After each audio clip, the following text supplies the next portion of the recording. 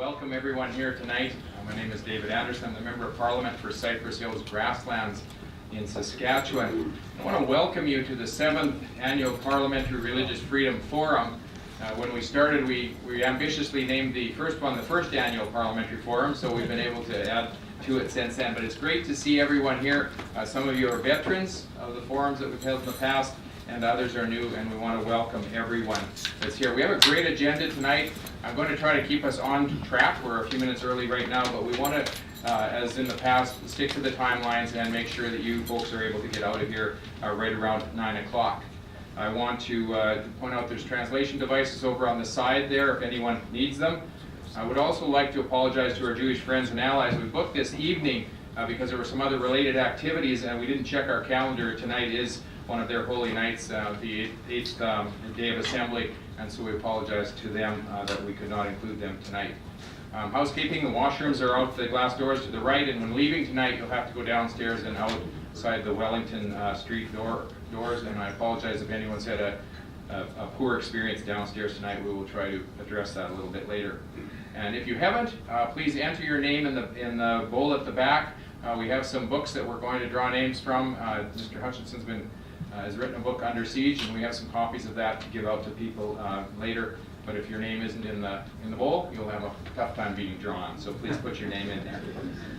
Around the world, there are many people who are persecuted because of what they believe. We are told that over 80% of people on this globe still have belief in God as a major factor in their decision making, and of those, 3/4 of them suffer under high or very high levels of persecution for their religious faith. And it's my opinion that 100% of people actually have a faith. Everyone has a set of beliefs that they use to guide their lives and direction. Religion, there are some who choose to believe in a higher power, and there are others who do not. But everyone is affected by, I think, this freedom to believe and freedom to act on that belief. Over the years here, we've covered a wide variety of perspectives and issues with a whole variety of people, and tonight we want to take another look at our own country. In 2014, we did a report on Canada, the state of religious freedom, and so we want to do an update from that tonight to talk about where we're at right now and where we might go and what is the state of religious freedom in our country. So we're going to look at a series of events and political and legal actions that have taken place, and we're going to look at where we're going to be going from here, or where we can possibly go. And then we want to conclude tonight by asking, is there any good reason to have a faith in God? Is there any, does it contribute at all to our quality of life? So we will do that. I want to start tonight with a panel with Dr. David Guretzki and Don Hutchinson are on our panel tonight. And David Guretzki is the Executive Vice President and Resident Theologian at the Evangelical Fellowship of Canada. He previously worked for 24 years at Briarcrest Bible College and Seminary in Saskatchewan as a professor of theology, church, and public life. He carries a PhD from Western Christian thought from McGill University. Don is an author, principal of Ansero Services, which is a registered Canadian charity that encourages Christian individuals and musicians actively engaged on the issue of religious freedom in Canada and globally to partner together with each other. He has written the book Under Siege, which I just did mention to you, and he is a graduate of Queen's University and the University of BC Law School.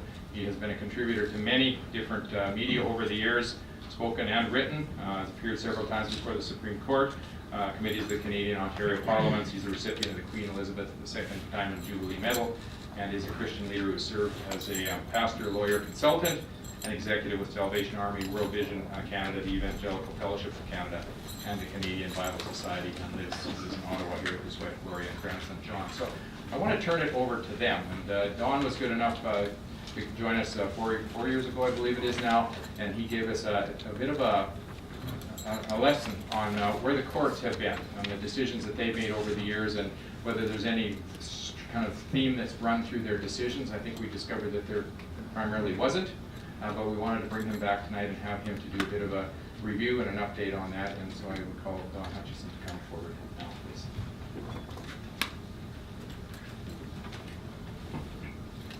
Thank you, David, and all.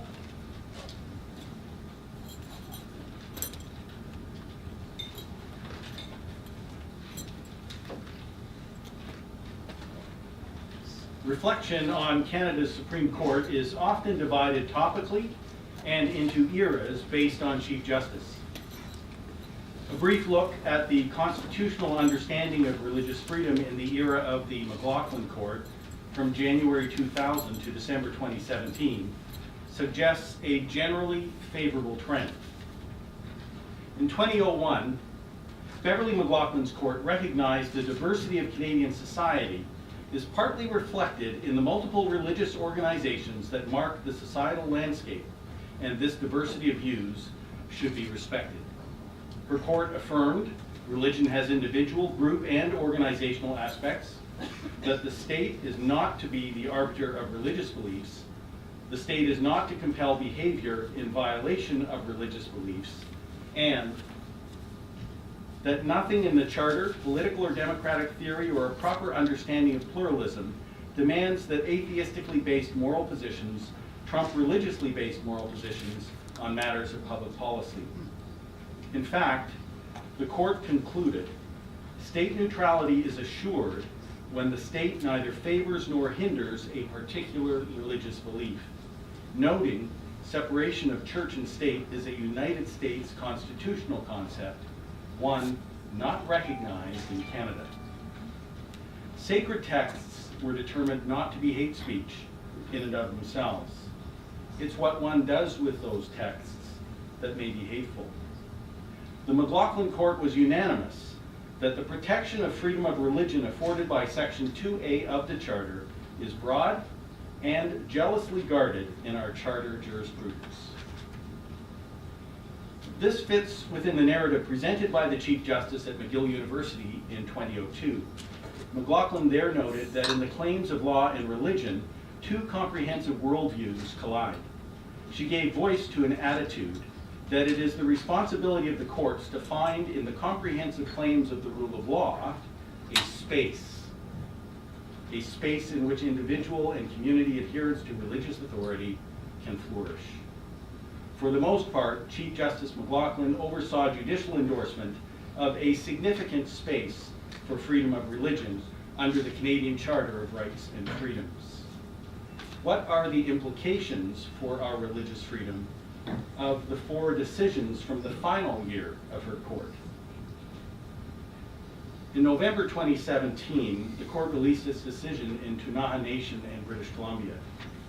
The case involved a dispute about the sale of Crown land for a ski resort. Consultation with the Ktunaxa First Nation broke down over concerns development could cause grizzly bear spirit to leave the traditional Katmuk territory.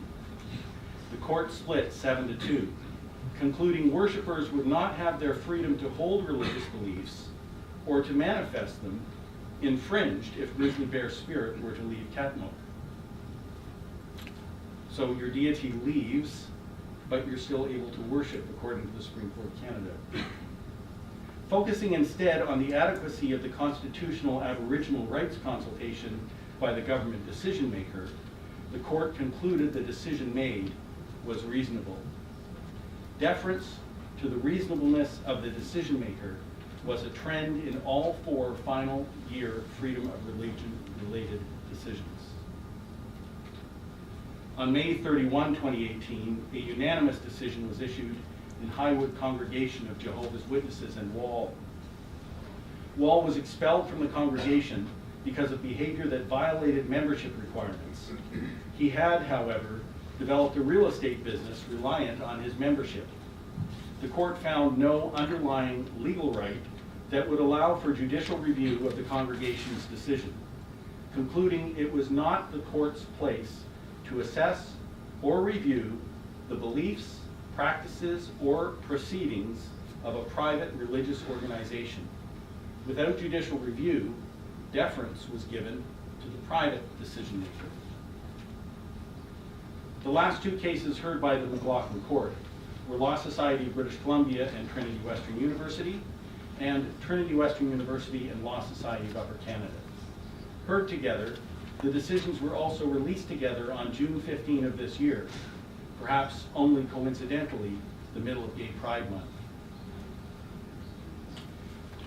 In 2012, Trinity Western, a private Christian university, applied to the Federation of Law Societies of Canada and the BC Ministry of Advanced Education to establish a law school.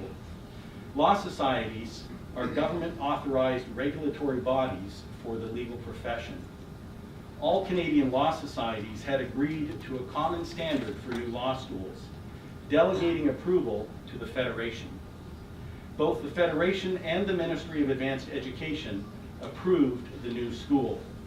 3 law societies balked at the approval.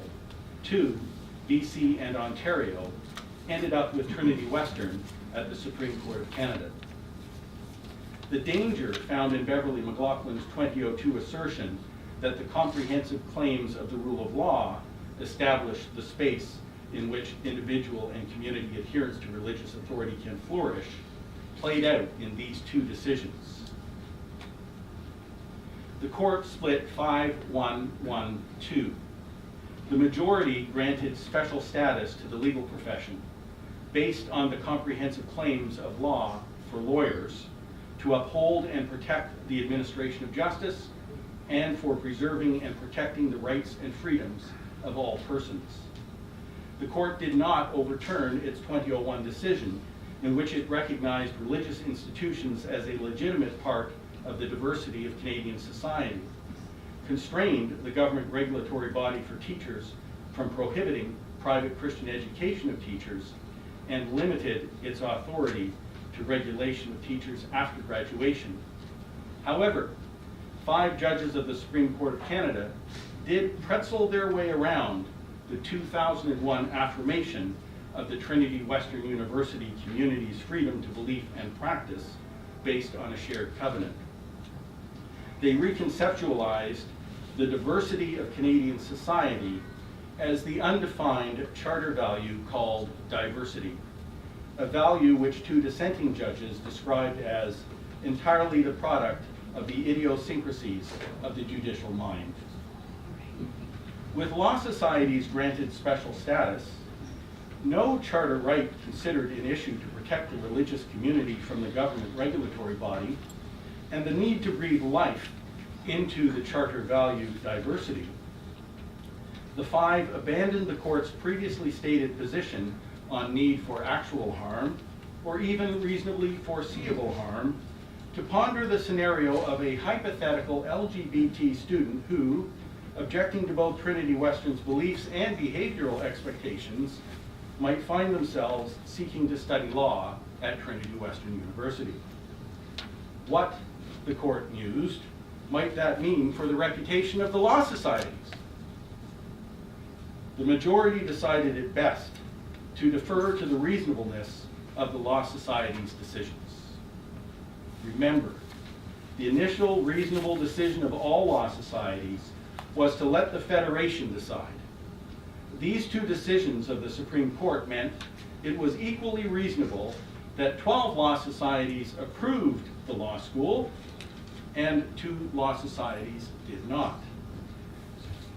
Are these poorly reasoned decisions, in which the Chief Justice chose to write separate reasons, the last 2 of the McLaughlin Court or the first of the Wagner Court? Time will tell. These decisions have primarily influenced attitudes, inspiring those who oppose religion and disheartening worshipers concerned their religious freedom may be imperiled. But these decisions of the court did not alter the constitutional understanding of freedom of religion.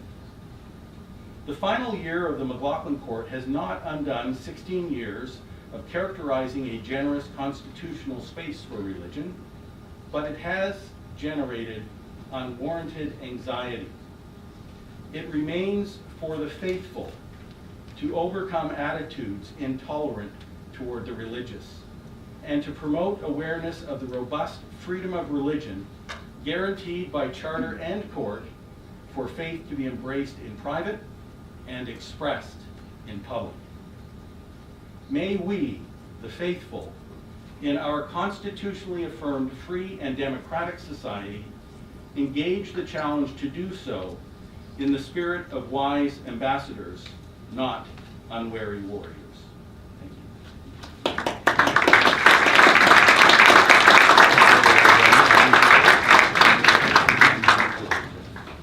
We'll have some short opportunities for some questions a little bit later, but I want to call up Dr. Guretzki, and he's going to address us on the issue of state neutrality and religion in Canada, thinking ahead, and we'll have other speakers speaking to this as well. What is the role of government in influencing the religious freedoms? But I'd like to call on Dr. Guretzki to come and speak to us about state neutrality and religion in Canada.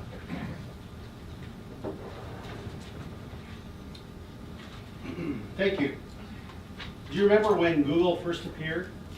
For some, Google's always existed, but I'm sure many of you remember a world without it. I was one of those early adopters. I liked its minimalist aesthetic, and especially no pop-up ads. What I didn't understand then, and really don't understand now, is that Google has a secret 1,000 variable algorithm that dictates which content appears top of your search. Though Google explicitly states we never manipulate rankings to put our partners higher in our search results, it's well established that Google search results are not neutral, and in fact clearly favor Google's own content and its partners. Google sometimes even blocks content not aligned with its own political agenda.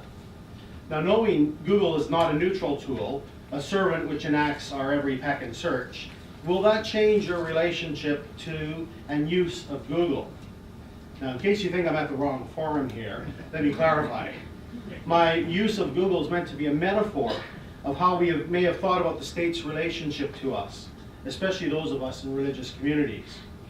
We may think about the state and use it as if it's neutral, till at some critical point we find out we've been duped. For you see, in Canada, we've often thought of the state as taking a neutral stance toward religion, or at least a relatively neutral stance, because a state committed to liberalism can never be neutral to its own liberalism. Nevertheless, my colleague Bruce Clemenger has pointed out that the state neutrality has historically been understood in one of two ways. Either the state is neutral toward religion by formally favoring none, which is a little bit more of the American model of neutrality, or the state is neutral toward religion by providing equitable access to state services without discrimination. The model more akin here to our Canadian context. But the pressing question now is, will the state in Canada maintain a principled form of neutrality toward religion? We needn't rehash here the convoluted tale of the Canada Summer Jobs program and its now infamous attestation.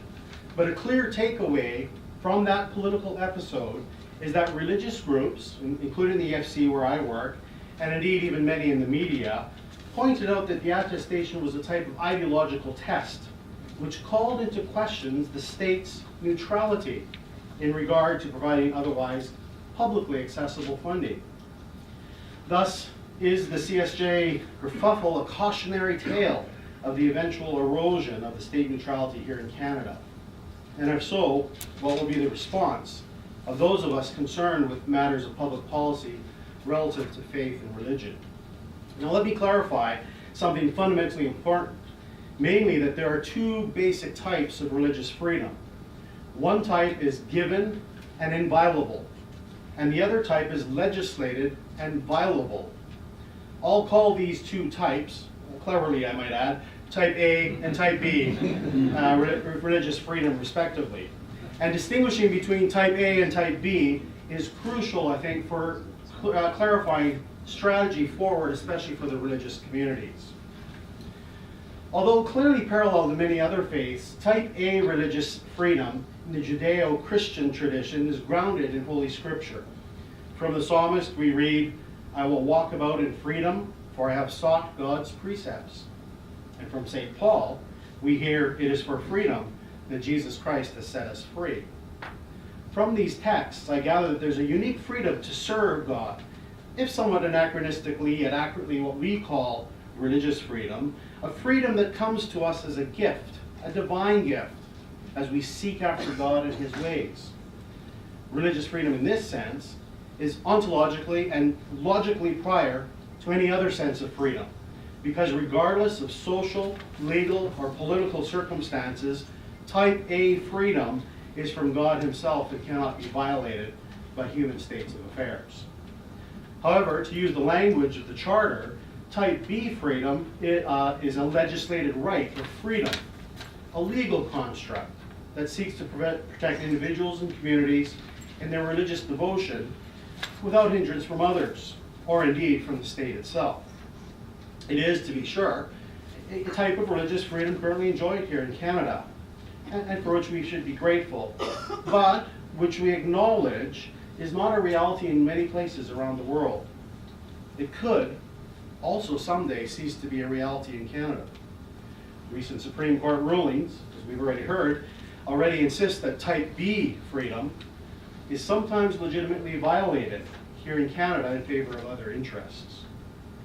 In this regard, we do well to remind our religious communities that the state may or may not protect Type B freedom, but the state never has been, nor never will be, the source of Type A religious freedom.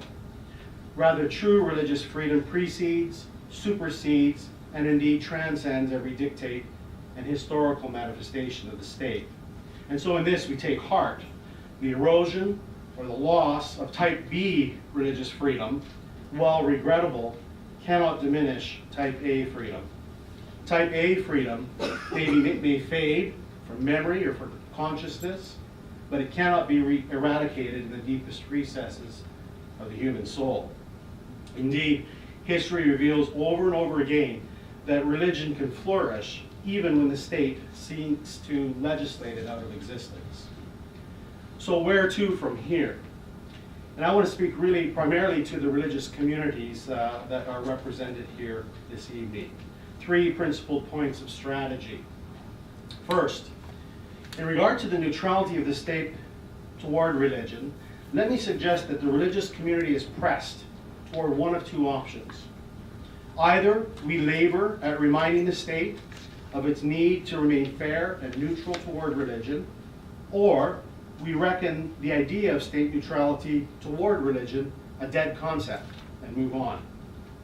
Now the former is the optimist's option. With God's help, with a lot of good work, hard work, and the right people, reminding those with appropriate influences, it may bring good effect. But the realist, if not the pessimist, protests that the latter is more likely where effort needs to be expended. Now granted, these 2 options are not a true dichotomy, and I believe we're compelled to do both. But the question is this: where shall we allot the proportion of our efforts? If we expend all of our energy trying to influence the state, we may well fail to prepare for what could be inevitable, waking up to find out the neutrality is either gone or has disappeared a long time ago, and we weren't ready. Here, religious communities should, as much as possible, act publicly in the present as if state neutrality exists, but strategize for the future without presuming that it does. That's a delicate place to put us, to locate ourselves, perched as it were on a tightrope between these 2 options, persuading and influencing as we have ability and energy on the one hand, but on the other hand, preparing our communities for when religious freedoms may disappear. And of course, as already noted, we do this all while teaching our communities to be confident that the ultimate religious freedom does not finally depend on the state, but is only a divine gift. Second, religious communities also need to be vigilant of state discrimination, not only on behalf of their own faith community, but also on behalf of others. Here I'm deeply convicted by a poem by Martin Niemöller, a German Lutheran pastor and outspoken critic of Hitler. As he put it, "First, they came for the socialists and I did not speak out, because I was not a socialist. Then they came for the trade unionists and I did not speak out, because I was not a trade unionist. Then they came for the Jews and I did not speak out, because I was not a Jew. Then they came for me, and there was no one left to speak for me." Niemöller's chilling poem suggests that religious freedom cannot simply be scrutinized relative to our own faith communities. We have to confess we're far too prone to defensiveness and self-preservation to do that well. Rather, erosion of religious freedom and loss of neutrality, if it is to be detected and protected, needs to be monitored across religious borders, whether at home or abroad. Yes, we know it's a risk to speak up or act on behalf of other religious communities other than our own, but religious freedom in Canada is meaningless if it only applies to me and not also to you. Religious freedom must be for all, or it's an empty concept. What will this mean practically? Well, at the very least, it means developing personal relationships by walking across our streets and into each other's homes to listen and to learn.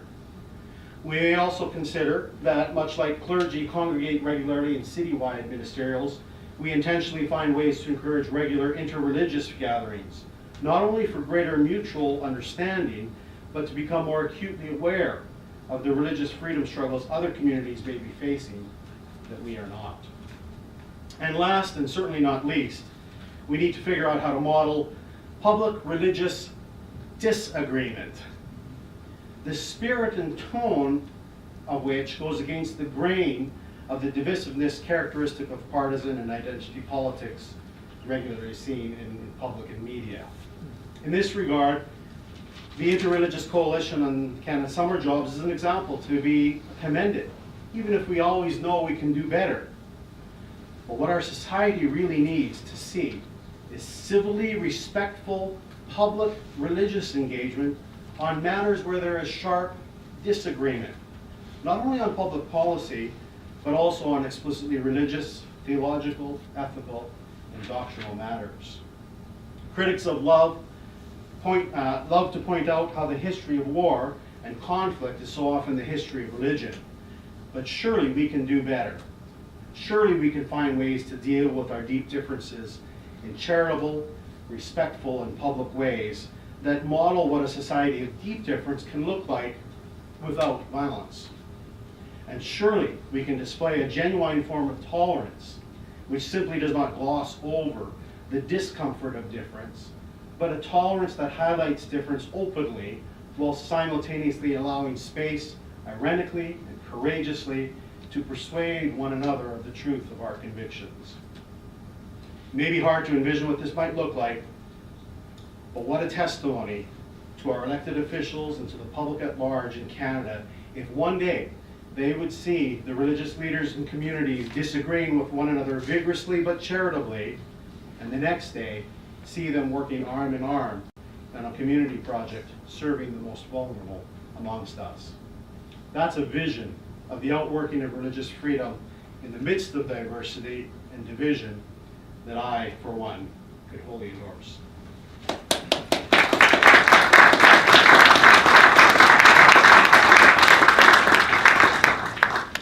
Great, so we have a few minutes for questions right now. Then what I'm going to actually do, rather than take a break, if you want to get a coffee or a juice or whatever, why don't you wander out over the next few minutes, but we'll take some questions, have some discussion while we're doing that, and then we'll go on to our second panel rather than taking that break, because when we've taken the break in the past, everybody disappears and it's hard to get everyone back in the room. So if you need a coffee, juice, please help yourself. But does anyone have a question? Anything here that's raised a thought in your mind, please go to the mic. Right there, and there's one on that side. Be succinct. We would like to hear a question so we can get our panelists to respond to that. I think that We have to push the button there. One, two, yeah, there we go. The whole idea of discussing our differences is laudable, but what happens when there's a religion that has aspects to it that are actually against the law? Thank you. You want to start? It's fairly clear that if there are aspects that are in violation of the law, certainly from a legal perspective, those are dealt with. But Let's turn this one off. Push the button there. sorry, are we on now? Yeah. Good. It's fairly clear under the law that if a religious activity is in violation of the law, then it is in fact in violation of the law. However, one cannot presume that if a particular religion engages in activities in another country that would be illegal in Canada, that the religion is engaging in those activities in Canada.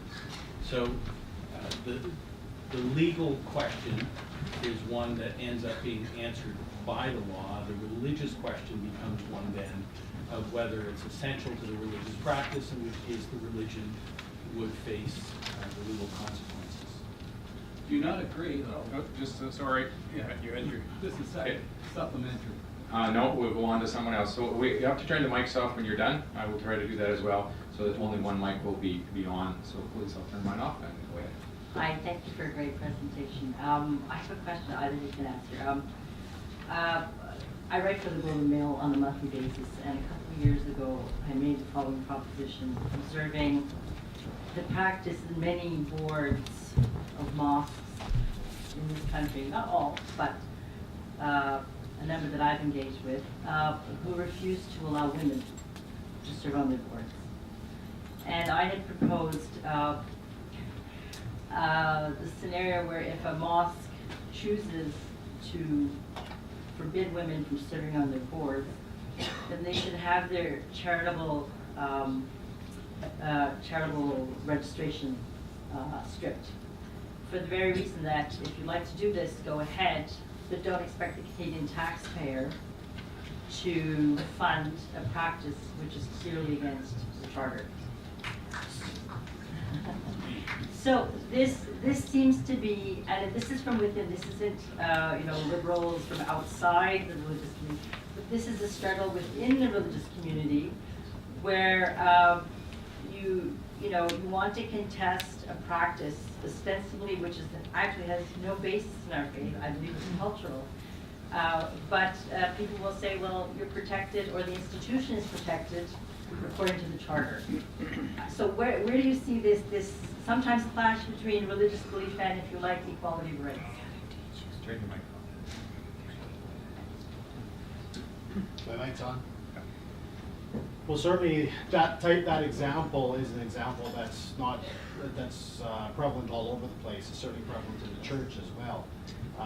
Certainly, like in the last in the Wall case that Don just talked about, they talked about how churches have the ability to talk about their own membership and so on. And it gets down to the point of, if it's a doctrinal issue, when are the courts able to speak with competence on doctrinal or theological issues within a religious organization or religious church or synagogue or mosque? So then it would be abrogating their responsibilities to the courts to make decisions, these doctrinal decisions and theological decisions. And there's debates within the communities themselves. Turn the one off. It's first very important to understand, in looking at the Charter, that the Charter protects citizens against the actions of government. So it doesn't allow government to engage with requirements of citizens. And that's why we have human rights legislation in the provinces across the country. Constitutionally, human rights are a provincial jurisdiction. And the negotiations for the Charter created this exception for protection from government action.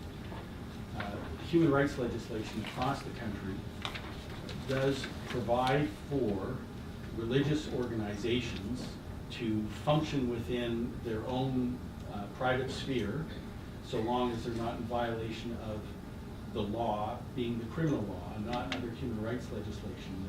The provision allows for hiring and actions that are consistent with the religious beliefs, provided they're not physically harmful to someone else. And the Supreme Court of Canada has been very clear in Wall and prior to Wall that they have no intention of trying to get into the intricacies of understanding or adjudicating on religious beliefs and practices, which is what makes Trinity Western so very interesting in one of many respects, that the court did precisely that and pretended they didn't. So I just wanted to say that there's seats up front, and also we've just received about 20 more seats that we're going to put out in the back, so there'll be a bit of noise, but everybody will have a seat. Okay, thank you. Please, turn it on. Oh, questions? Again, Paul Lozon. For Mr. Guretzki, the coming together of various religious organizations, especially on theological versus differences and deep disagreement, where do you see the leadership come from? Which one would be, one of the religion or somebody outside of religion would be better to bring those groups together? If we have like the Catholic Church, it's a big organization and others might not feel so comfortable coming at the same table by the sheer number of Christians even. So where would the leadership come from to bring those groups together, especially the deep disagreements? It's a great question. I think there's all kinds of ways in which it can be done. I think it has to start small, for sure. It needs to start at perhaps at local levels. And we are seeing, there are examples of this happening where people are getting together in small groups or in homes or in community halls and just talking with one another, not even necessarily at the level of religious leadership. But there are good examples even within Christianity and where there's a dialogue that is happening between religions. The Roman Catholic Church, as you know, has lots of dialogues across religious borders, as it were. So I think the most effectiveness, of course, needs to come from the type and level of leadership that represents the religion themselves. And sometimes it's as close and as local as a local imam or a local pastor, and that's where it can start. Sometimes it requires a higher level, a denomination or a priest or a bishop. It's really contextual, I would say. My plea was just simply, let's find ways to do this. I don't have necessarily the mechanisms of it all, but let's find ways to do it, and there are examples of it happening. We'll take one more question before we move on. Just one comment and refer to that. I was at a study center many years ago and the person pointed out we have allies in the fight and sometimes we have co-belligerents. So you need to understand the people that you're definitely in sync with and others who are working towards a goal. And so we need to remember that. I think we also need to remember the fact that we're all united in trying to achieve one goal, which is to protect the religious freedom and the opportunity of people to be able to worship and believe as they choose. That if we keep that front and center, it might give us an opportunity to work with some people we wouldn't otherwise. So please, one more question. I was intrigued by the woman's comment about women and whether or not that has to be part and parcel of whether you could revoke a charitable status or anything like that. The thing that crossed my mind at that moment, and given Mr. Henderson's earlier comment, is that everybody believes in something. And how do you get commonality when you end up having to go to the lowest common denominator to start building some kind of structure that works with everyone? And yet, isn't there a higher denominator that people should be working for rather than just working at the lowest common denominator? And given the fact that everybody believes in something, is majority belief always the necessarily common denominator that needs to take place? Because there are a lot of ideas going on in society today that are totally, in my perspective, way out there. And if you base your charitable status on what the majority in the country believes, it could be way off. So I don't know really where to go with that. Like, I mean, how do you build that? Check the mic off.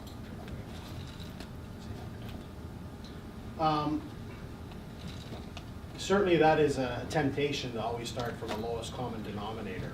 But there's enough issues that we don't, in our society right now, that we can talk about. It could be a plethora of things that we bring up and say, let's talk about the environment. And so I think one way to get this kind of conversation going is sometimes you can have topics that are a little bit more neutral as a starting point, but as you engage in those conversations on economy or environment or healthcare, sometimes it's in the midst of those conversations that both some of the commonalities, but also some of the deep disagreements come about. So, for example, in the medical assistance in dying conversations, there's been broad conversations that take place, and of course there's many commonalities, but there's many disagreements that come around as that. So I think sometimes coming at it from a roundabout way rather than a direct on is a good way. Let's talk about the issues that Canadians are talking about, but let's talk about them from a religious perspective, because they do have a religious perspective. Speak right into the mics. If I can follow up briefly on what David said, I don't think the issue is finding the lowest common denominator. I think the issue becomes taking advantage of the common denominators that are identified wherever they may be on the spectrum, and beginning the conversations at places where we can relate to one another, so that when we disagree, we have somewhere to go to say, well, we were in agreement here, how can we work through those other issues? And in regard to charitable status, the question that resonates in regard to charitable recognition is charitable activity. What is the contribution? In Under Siege, I use a term that I heard from Mark Peterson, spiritual return on investment and social return on investment. Cardus has done some good work, I don't know if Ray's planning to mention it, on the value of religious communities in the city. The other place where we can look for common denominators is with our elected officials. There are over 7,000 municipal governments in Canada. There are as many school boards again, and then we add our legislatures in the provinces and territories and our federal parliament, and we're looking at 120 to 140,000 elected officials. I would dare say the vast majority of them have no concept whatsoever of their responsibilities under the Charter. And so people in this room and others outside the room who inform ourselves may find a common denominator with those elected officials that opens the door for us to help inform them as well. Hey, I would like to move on. If you've got a short question, we can handle it, or otherwise we'll move on to the next panel. But please keep it short. Yeah. Je vais l'exprimer en français. Hey, turn your mic on. Yeah. Red, the button at the bottom. C'est ici. OK. Mon nom est Eric Lantier. Mais est-ce que c'est possible que les différents groupes religieux ont de la difficulté à s'unir parce qu'il y a des différences au niveau des croyances, mais partagent pour la plupart les mêmes valeurs? Puis si les groupes se réunissaient pour défendre des valeurs, est-ce que c'est possible que le Canada se porterait mieux et on aurait des valeurs qui nous ressembleraient plus?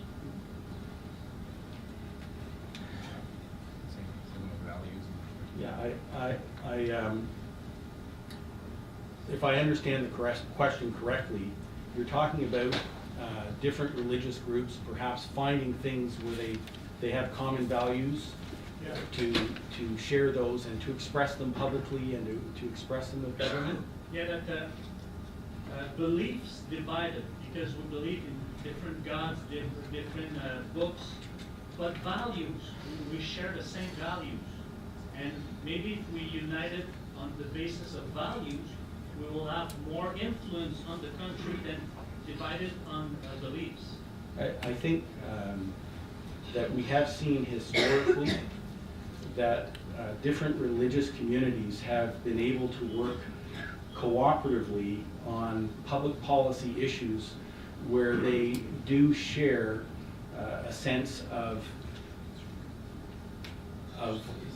understanding on the same issue. I'm avoiding the word value because one of the things that we've experienced is the Supreme Court of Canada has used the concept charter value to introduce diversity into a conversation that should have been about religious freedom.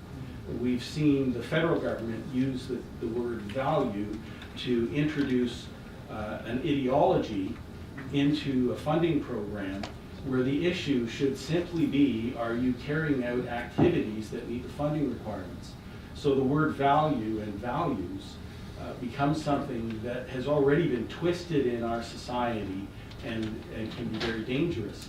But principles, where we have common principles on an issue, we have seen some very good things, a multi-religious statement on marriage that identified that there was an understanding marriage being between one man and one woman, which when same-sex marriage became legal in the country was very important in the Supreme Court of Canada's recognition that that definition shouldn't be forced on religious communities. And we've seen religious communities come together, as David mentioned, to talk about euthanasia and end-of-life issues where there's a common respect for life. And so those are opportunities to engage in the public policy arena based on shared principles on an issue. Just a very quick note on values. The philosopher Friedrich Nietzsche said that humans are value producing and value deconstructing, that's a paraphrase, species. That is that the values of one group and one generation are deconstructed by the next generation. And so values producing people, according to Nietzsche, eventually comes down to what he would call the will to power. And so eventually, when there's conflicting values, if all values are just produced by people, then eventually it's the will to power that has to win the day. And so certainly that's not the way I would want to see values settled. Okay, thank you. Can you give our panelists a hand here?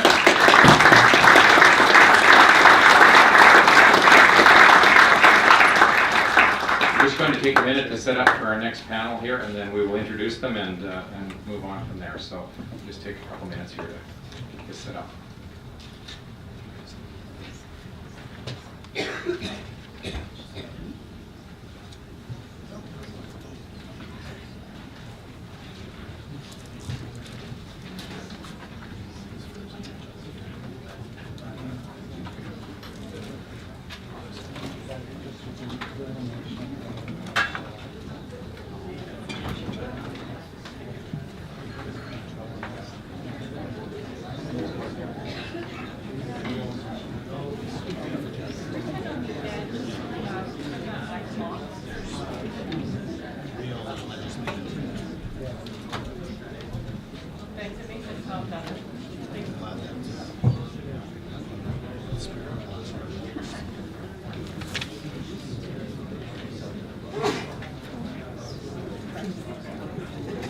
All right, I would like to thank our first panelists for setting this up for us so well and having a good debate and discussion there.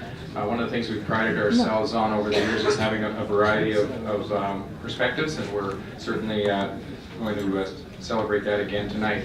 I want to welcome Imam Luqman Ahmed. He is Imam of the Ahmadiyya Muslim Jama'at of Canada, currently working in the Ottawa region. He is a graduate of the Jama'at Ahmadiyya Canada, 7-year Toronto-based theology institute focusing on comparative studies of religion with a special focus on Islamic teachings and history. He has previously worked for the community in West Africa and in the Montreal region. He will be, please come on forward, sir. He will be joined by Raheel Raza, who is President of the Council for Muslims Facing Tomorrow. She's a founding member of the Muslim Reform Movement, Director of Forum for Learning, award-winning journalist, public speaker, advocate for human rights, interfaith dialogue, gender equality, and dignity and diversity. She has appeared in print and on TV, radio numerous times, and I can list there's a whole series of places where she's shown up. She's made a documentary film called Whose Sharia Is It Anyway?, dealing with the Sharia debate in Ontario, Canada. That was actually the focus of one of our sessions a number of years ago, so that's very interesting.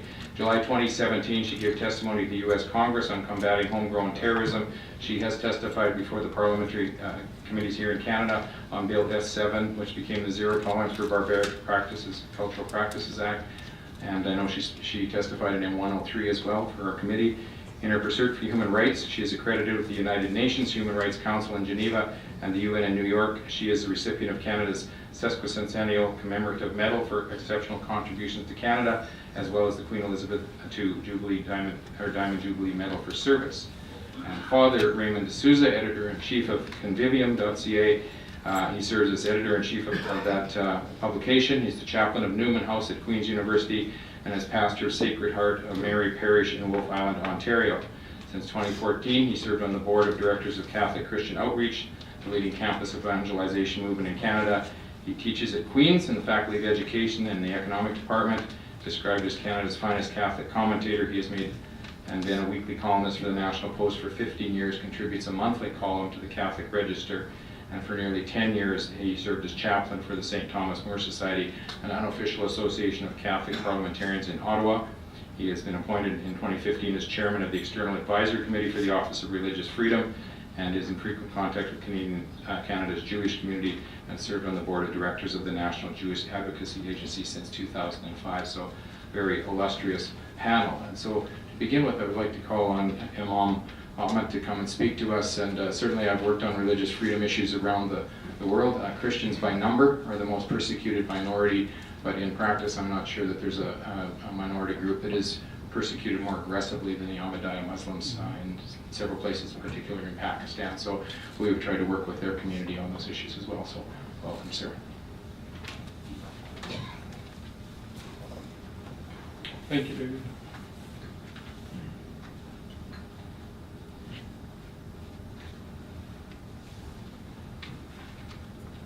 In the name of Allah, the Gracious, the Merciful, to all the extinguished attendees present here, I say Assalamu alaikum, may peace be upon all of you.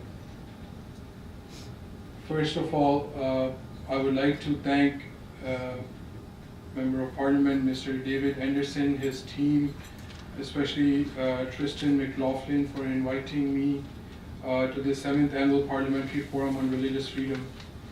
As a representative of the Ahmadiyya Muslim community of Canada, this is a matter, religious freedom is a matter, something very dear and close to our hearts. Tens of thousands of members of my community, the Ahmadiyya Muslim community, they live across Canada and they practice their faith in full freedom.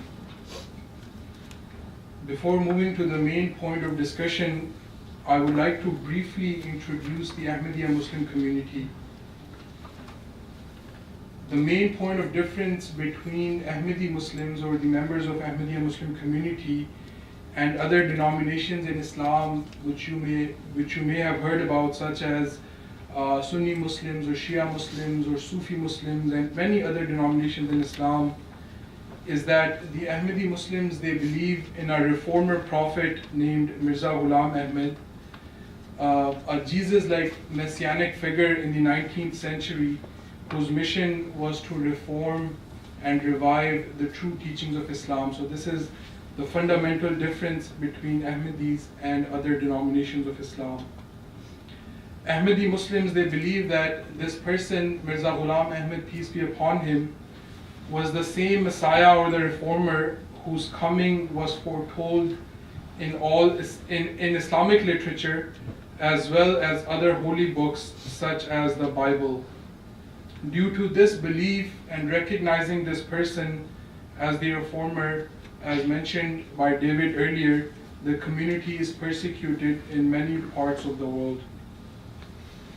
So Canada is one such country that has graciously opened its doors to Ahmadis worldwide to migrate here and has afforded them the opportunity to live here peacefully and practice their faith in full religious harmony.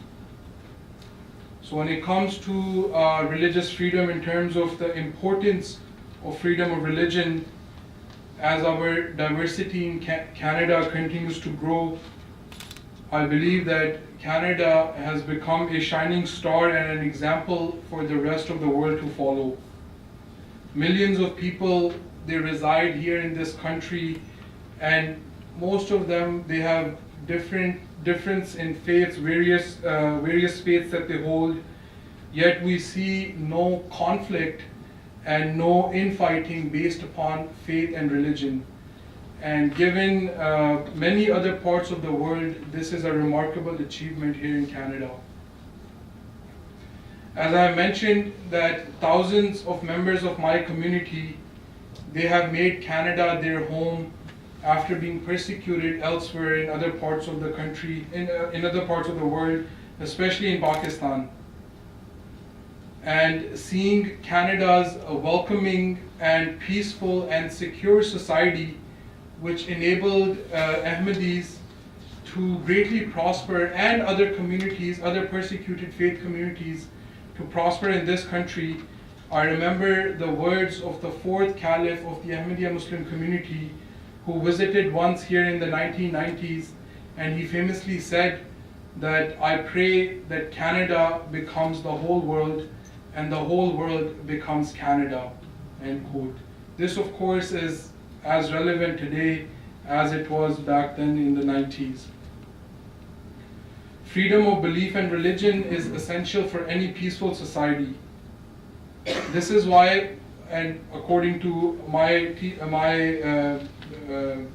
understanding of the Holy Quran and of the religion of Islam, Islam and the Holy Quran have spoken in length on this topic of religious freedom.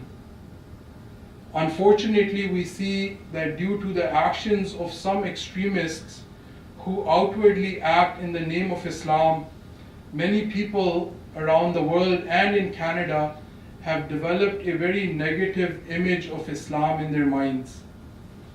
And I don't necessarily put the entire blame on the general public. If people see Muslims terrorizing other people in the name of Islam, and if people see, for example, in chanting, people saying, shouting Allahu Akbar or Allah is the greatest, and then going on to kill other people, and then such images and such videos are blasted on every media outlet, it is inevitable that people will begin to harbor negative feelings about Islam and about Muslims. But I believe that the reality of Islam is very far from this. Islam enjoins absolute freedom of religion for all people. The Holy Quran, the book upon which this religion is based upon, categorically states that there should be no compulsion, there should be no coercion, there should be no force in the matters of religion. The Holy Quran specifically tells Muslims to safeguard all places of worship, and it goes on to name the monasteries and the churches and the synagogues of Jews and all places of worship and mosques, and it is incumbent upon Muslims to safeguard these places of worship as it is commanded in the Holy Quran. Therefore, it is a religious obligation of Muslims to guarantee freedom of religion. Thus, for Canadian Muslims, I think that it is a blessing that not only do we get to practice our faith with freedom in this country, but we're also witnessing the implications of Islamic teachings of justice and freedom here in this country. So as more and more people from around the world, they make Canada their home, I believe that we should stay the course as far as religious freedom is concerned, and we should continue to be an example for the world of having peaceful relations between communities and between people of different religious backgrounds. I think that Canadians and especially the incoming immigrants, people who come from outside, they would become the best version of themselves, and they would serve their country in the best possible manner when they truly feel free to live and practice as they choose to do so. So we should always be looking for ways to continue to improve on this principle of religious freedom. The government should not unnecessarily interfere in the personal lives of the citizens as far as religious freedom is concerned. We have seen such examples in recent years, for example, in France and in Switzerland, where unnecessary intervention in the lives of Muslim citizens, it has only brought more restlessness to these societies. The current worldwide leader and the fifth caliph of the Ahmadiyya Muslim community, His Holiness Hazrat Mirza Masroor Ahmed, he has advised the Western secular countries in the following words. He says, "The followers of any religion should be able to practice their religious customs freely. Otherwise, if the government will interfere with religion in this civilized world, such interference will negate their claim of being secular and discharging the rights of others." End quote. This, of course, is not to say that even harmful practices should be allowed to continue in the name of freedom of religion.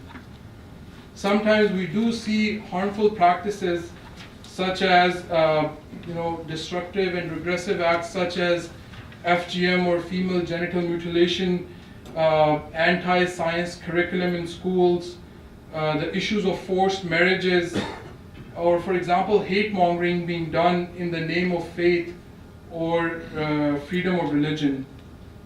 These things should also be kept in check, I believe, by the authorities. Religious freedom should never become a breeding ground for spreading hatred in the society. It shouldn't become a breeding ground for harmful practices to take hold in our country. At the same time, as I have said, I hope that Canada will continue to be an example for the world in affording religious freedom to all of its citizens in a peaceful manner, and that we would continue to stand up for those not afforded these rights in many other parts of the world. To conclude, I would again like to thank the organizers and giving me this opportunity, and I would like to thank the esteemed guests that are present here for honoring us with your presence. Thank you, and may peace be upon you.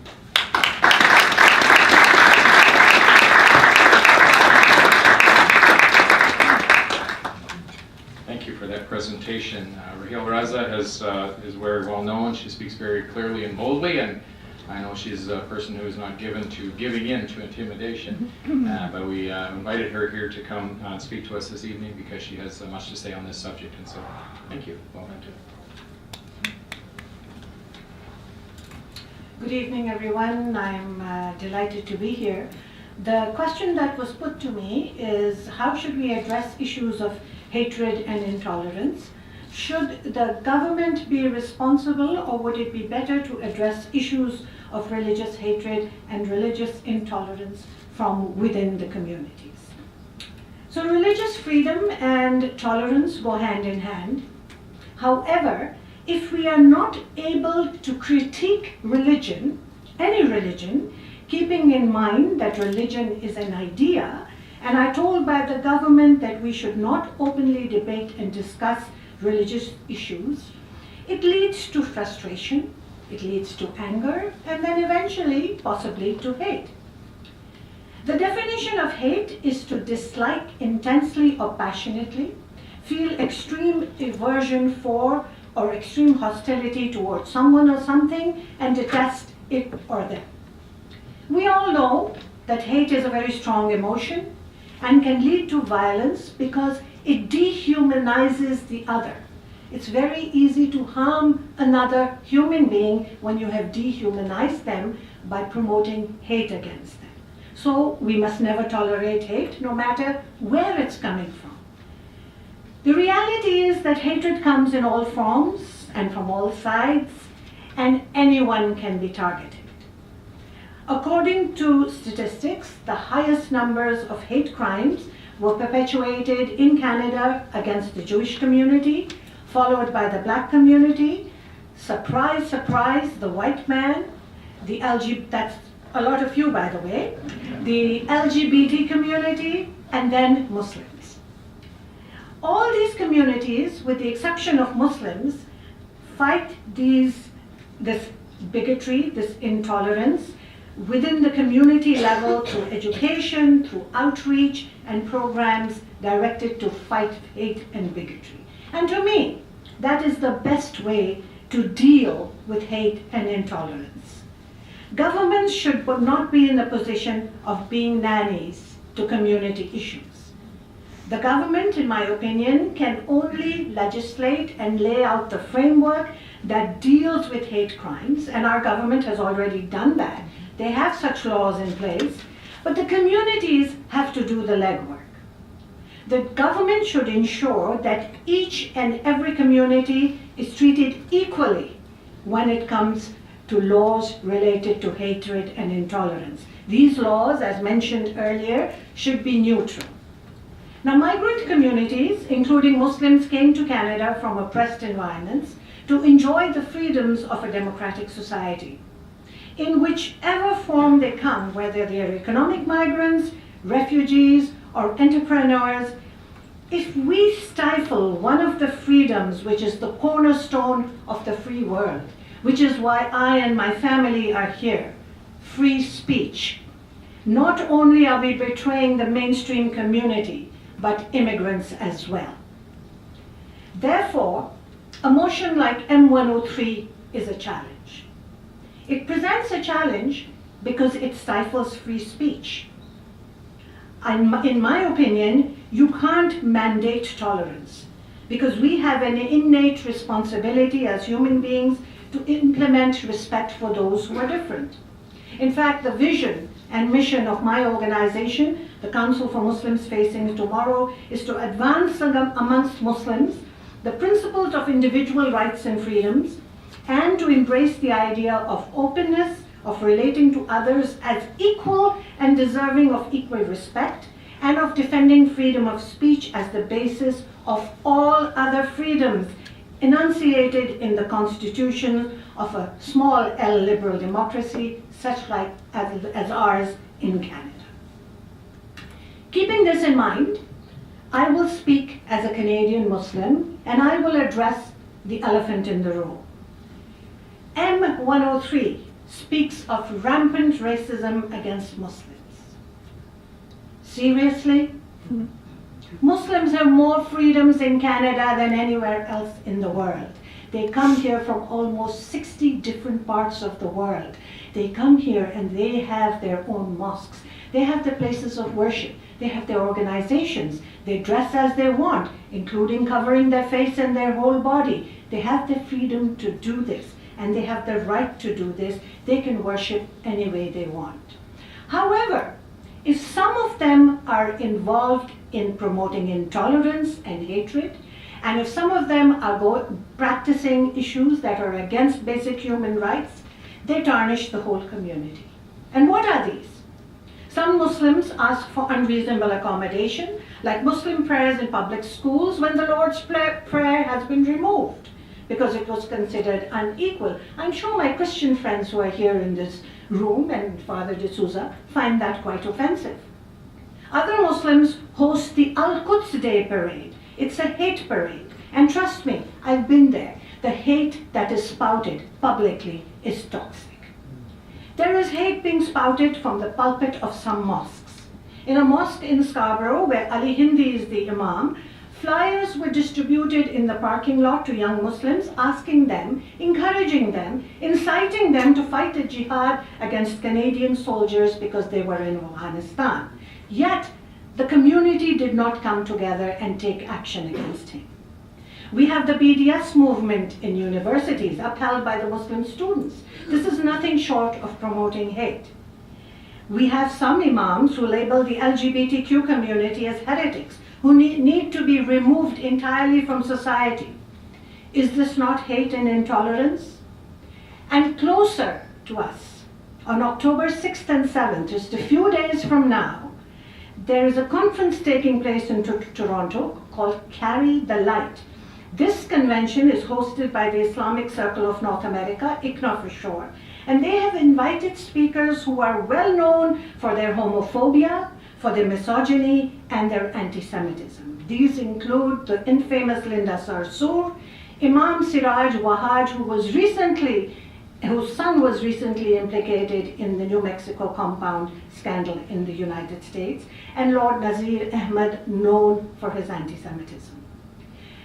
I speak to my community and I advise them to stop pushing for unreasonable accommodation and stop promoting these messages of intolerance and hate so that others can stop critiquing us.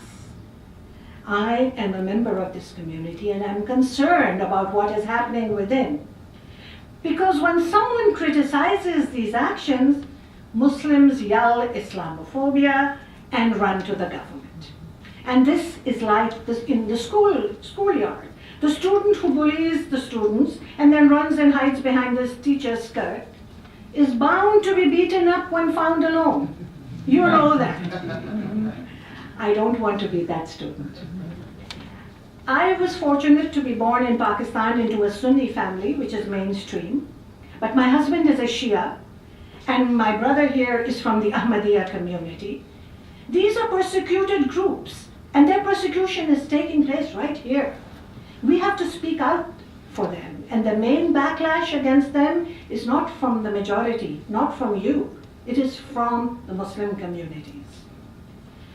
I don't want to address only the problems. I want to also present some solutions, because that's what we are here for.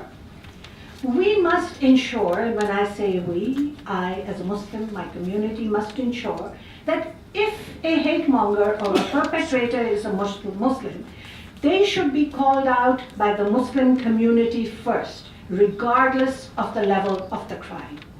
If it is a terrorist, if it is a hate monger, whatever the issue is, we should be the first ones to stand up and say, this is wrong. This lessens the angst against ordinary Canadians. Am I right? Yes. Raise your hand if you think that this is the right thing. Thank you. So this lessens the angst, it lessens the anger, it lessens the frustration. And they don't see us as getting special privileges.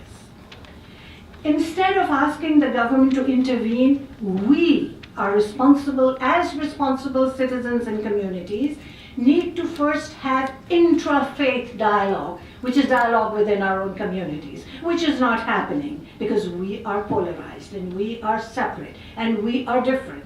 And so we need to do much more interfaith dialogue to discuss these issues about what's happening with our youth, what is happening in the mosques, what's happening with organizations, what is happening about women's rights and their issues. We need to discuss this, and then we need to go into interfaith dialogue so we can then ask the other faith communities, how did you deal with this when it happened within your community? And every community has faced this. We are no different, but we need to talk to each other, communicate honestly. Not this fluff stuff interfaith where you sit around a table and you talk about my samosas and your pierogies and sandwiches. No. No. There's no time for that. That is totally fluff stuff. We need to put the hard issues on the table and address them honestly and openly. We don't talk enough about these problems in order to solve them because the fear of this monster of Islamophobia stops us from having direct conversation and asking key questions which every Canadian citizen has the right to do. If a practitioner of any faith, if a believer, if a religious person is acting stupid, they need to be called out. But people are afraid to speak out. The law enforcement and government, private and public sector have to stop mollycoddling the people who are the problem and not the solution. In cases of hate and intolerance, the religious leadership may not always be the go-to place. In this case, we need the expertise of people with broad-based, pluralistic, international experience who are there. Muslims who have the experience, and they should be encouraged to come forward because many of them have escaped totalitarian regimes.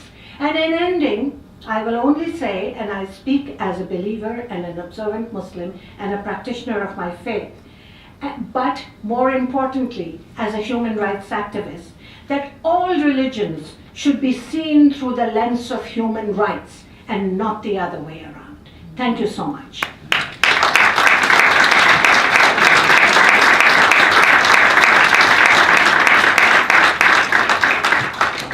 Thank you very much, and I think we need to understand that both of these people speak, and they put themselves under some threat by doing that as well. Some of us can speak, and we don't find ourselves in a tough situation. I have friends around the world, when they speak like this, they find themselves subject to threats and intimidation. So I want to thank both of you for being here today.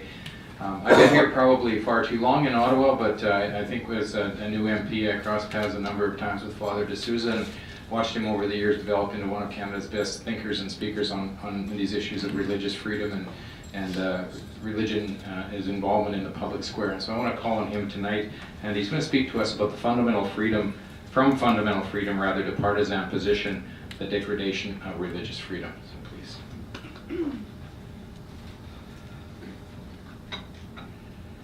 Good evening, and thank you to Mr. Anderson for now 7 of these fora. I've been invited to participate in a few of them, and I'm grateful to see the growth over the years. The panel was asked to speak about what we might expect in the future for religious freedom.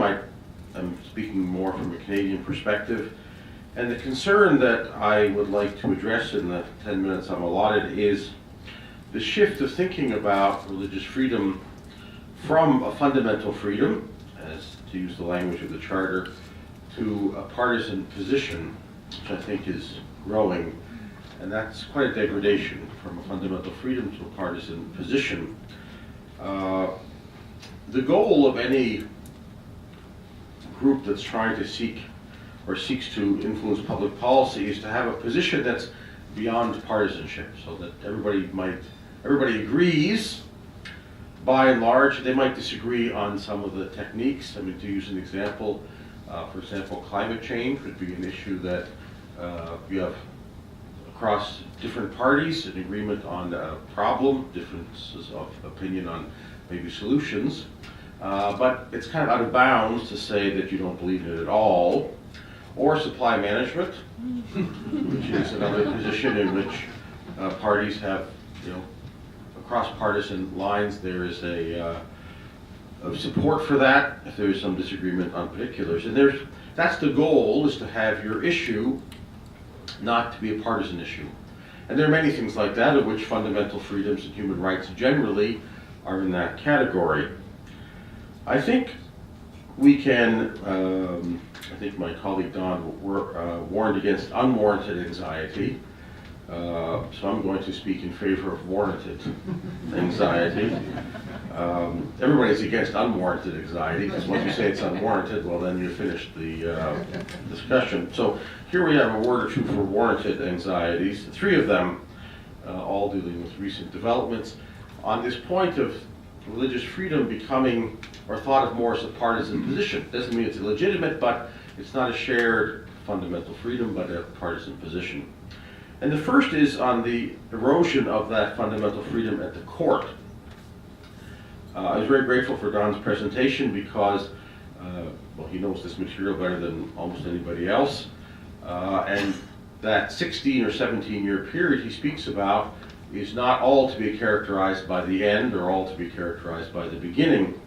But I do point out that there is a shift when that fundamental freedom, Section 2A, comes into conflict with other freedoms. And I'm going to make reference to a conference not nearly as famous as the 2002 conference at McGill, where Chief Justice Beverly McLaughlin made that statement that Don quoted about the need for a space for religious freedom to flourish. There's a conference at McGill, not quite so grand as the first one, in 2015, and I was on a panel at that with Justice Louis Lebel, who was freshly retired, so he could speak about these matters. And at that conference, he talked about that I'd made in my submission that, fundamental freedoms, they're at the top, and of the list, freedom of conscience and religion is at the top of that list. And he said, well, that's true, but there's not a hierarchy of freedoms in our charter, according to jurisprudence of the Supreme Court. But there has to be some way of sorting these things out. And he mentioned, in passing, that some are more central than others. Right? So there's not a vertical hierarchy, it's a concentric hierarchy. And I asked him, and he was very frank, I said, well, what are the more central freedoms? And he answered, it was a public forum, and he said there are 3 that are the more central freedoms. The first is equality rights, the second is the right to be respected, and the third is the right to participate in the common life of the country. So Now, two of those, as the legal scholars will recognize in the room, are not in the charter. But it shows that there is a reduction in the importance of religious freedom, because it didn't make the list. And as Don pointed out in the Trinity Western decision, there's the value of diversity, which would be a little bit of the three that Justice LaBelle mentioned. So that's the first place where actually in the jurisprudence that fundamental freedom, the status of that has been practically reduced. Obviously it's still there, and if it comes up against some specific government action, often it is defended. But when it comes into conflict with other things, its relative importance diminishes. There's a political consequence to this. Although I've been in Kingston now and Queen's University for a long time, I grew up in Alberta, my home province. I think in the 2012 election, but I could be mistaken of the year, the Premier at the time, Alison Redford, said about conscience rights that she found them frightening. It was in the context of something about medical services, but she actually said that. So it shows how that erosion of fundamental freedom is not thought to be so fundamental. So that's the first erosion in the court itself. The second issue where I think there's been erosion of religious freedom from fundamental freedom to partisan position is in the Office of Religious Freedom, which was set up by the former government in the department then called Foreign Affairs. I was appointed actually to the chairman of the External Advisory Committee, a task that proved to be less than onerous, and because it was canceled the year afterwards. In the United States, where the model for that, International Commission on Religious Freedom, was established, it was established on a bipartisan basis, and even though at the time President Clinton and his foreign policy team were not keen on it, they accepted it, and after the Clinton administration, Madeleine Albright, the Secretary of State for the second Clinton term, wrote a book, I think called The Mighty and the Almighty, on religion and foreign affairs, and wrote very favorably, with the forward by President Clinton, on the importance of this office in America's foreign policy. So I think it was a shame that the office was abolished in the early part of the current Liberal government, replaced with something different, but really, you have to say, downgrading the importance of religious freedom. The problem with that, or what I regret about that, is because it made it seem like international religious freedom, religious freedom as part of Canada's foreign policy, was a partisan issue. So one party is in favor of it, the other party is not in favor. So there's a change in government, it comes in or it goes out. And when you have that, obviously it's no longer a matter of fundamental shared consensus, but a partisan position. The third place where we see this is in the Canada Summer Jobs. And it's a very specific aspect of that I want to address, which is that the attestation itself, I would regard as an infringement of religious freedom, but rather in this specific issue, the rationale given for it is that a certain interpretation of the Charter, which as was pointed out in one of the earlier speakers, many who are not particularly friendly to faith in the media pointed out is not the court's interpretation of the Charter, but in this case a partisan political party's interpretation, then becomes at least the ostensible standard for, in this case, the summer jobs, which is to say that the Charter itself is becoming more of a partisan position, as opposed to something that different parties, different political viewpoints would agree upon, or at least acknowledge the interpretation of which. In this case, you had the government saying that a particular interpretation of the Charter, which was not even given by a court, but their own, which is their entitlement to have their own interpretation of anything, but that interpretation of the Charter, which includes obviously the fundamental freedoms, now becomes the governing standard. So, if there's another government, might come in and say, well, now the Charter value, the interpretation of the Charter, is different.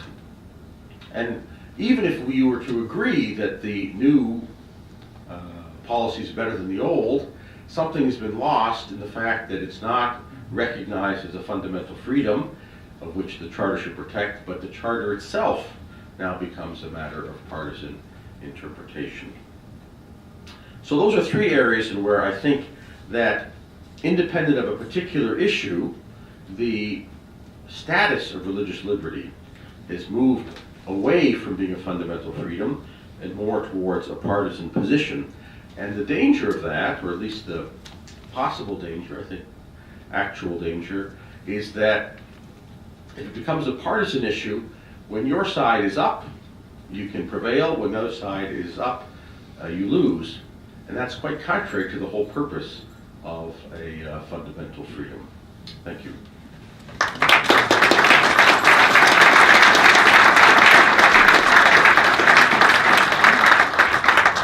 Thank you, and I'm going to exercise the chair's prerogative here, I think, and change the order a little bit.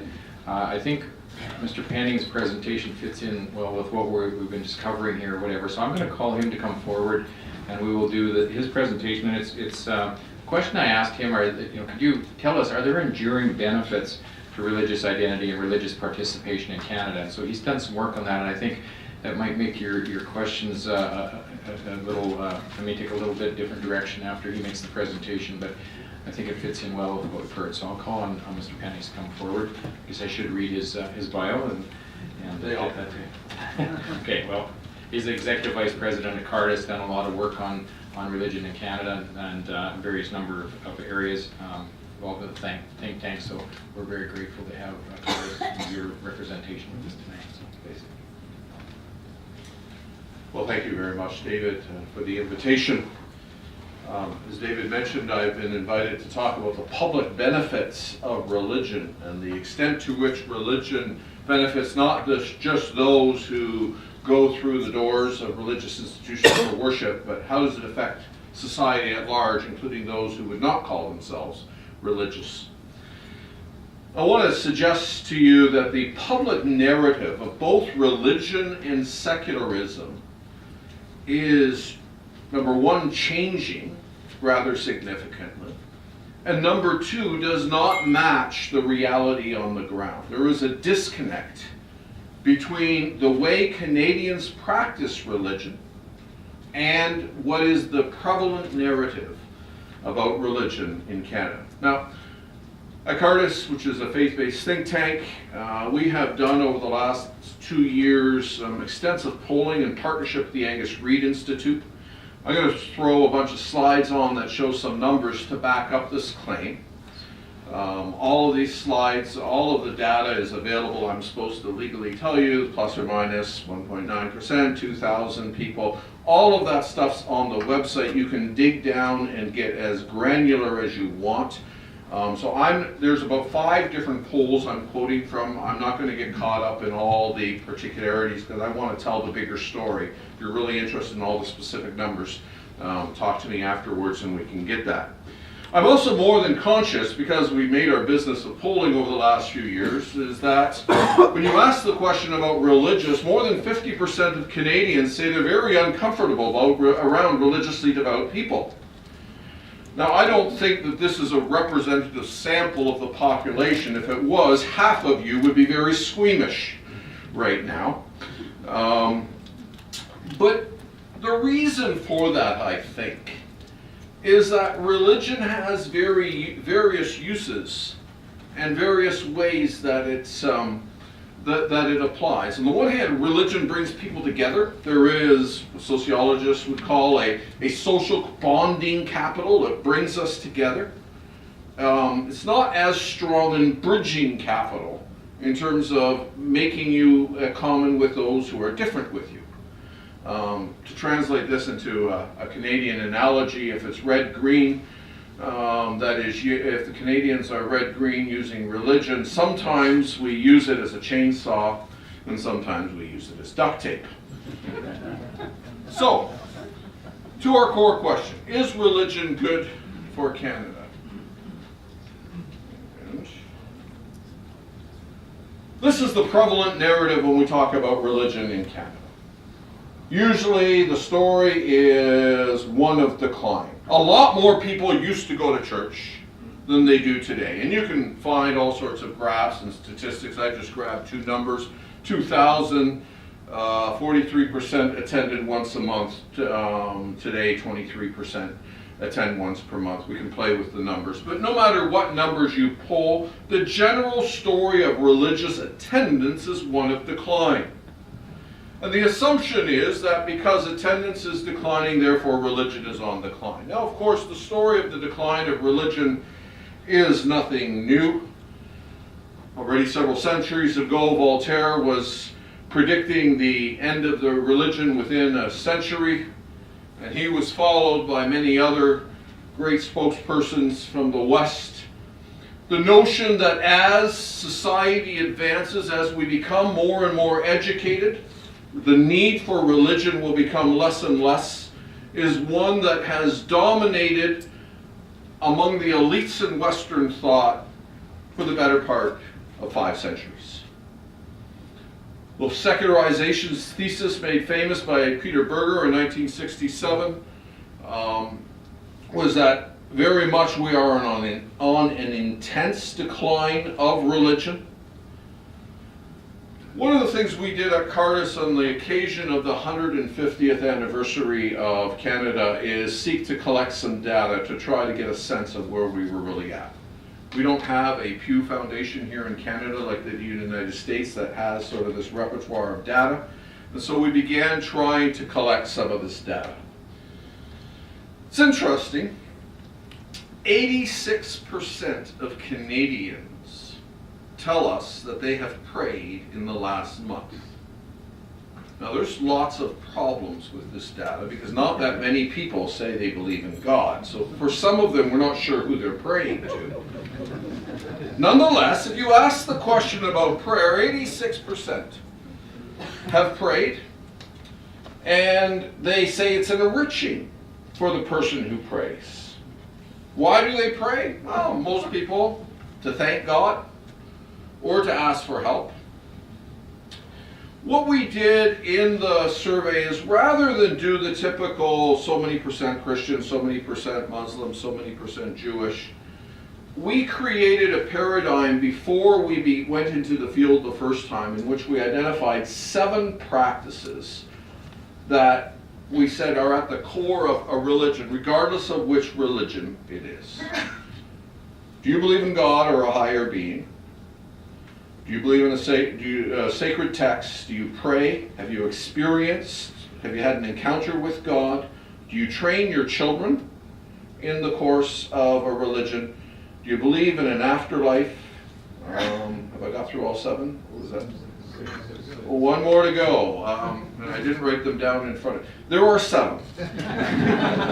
There are 7. And basically what we did is say, okay, if you do 6 or 7 of those, we'll call you religiously committed. If you do 4 or 5 of those, we'll call you privately faithful. 3 or 4 of those. So we created a 4-part spectrum. It turned out, and we went to the field 4 times in 2017, in all 4 surveys that are representative surveys of the population, we have almost a perfect bell curve in Canada. You have 20% on the one, and within the margin of error, it came out every time consistently. You've got roughly 20% religiously committed, 30% privately faithful, 30% spiritually uncertain, and 20% non-believers. So that's the makeup of the population in terms of their engagement with religion. Now that's, while participation in a religious community, I think I missed that one, because that's one of the 7. That's only one of the 7. There are other things as well that engage in terms of the religious life. What's interesting is, even though religious attendance is going down, when you ask people themselves in terms of the church that they go to, you will notice that people are going to churches that are either staying the same or growing much more than they were in 2000. So what you're having is religious attendance of the population as a whole is going down, but the churches that people are going to are thriving and growing. There's a change in the sorts of churches that people are going. So there's a very different type of church. And I say church, obviously we cover all religions, and I'll get to that in a moment. but that seems to be true across the board, that there's a different sort of religious community that people. The bottom line is, when you take a look at the practices of Canadians, it's quite clear, in the words of Reg Bibby from the University of Lethbridge, who's probably Canada's leading sociologist of religion, religion's not going away. It's very real, and it's practiced by Canadians. So, what do Canadians think or understand about religion? When we ask the general population in terms of religion and religious communities, if you ask them, should they have influence in public life?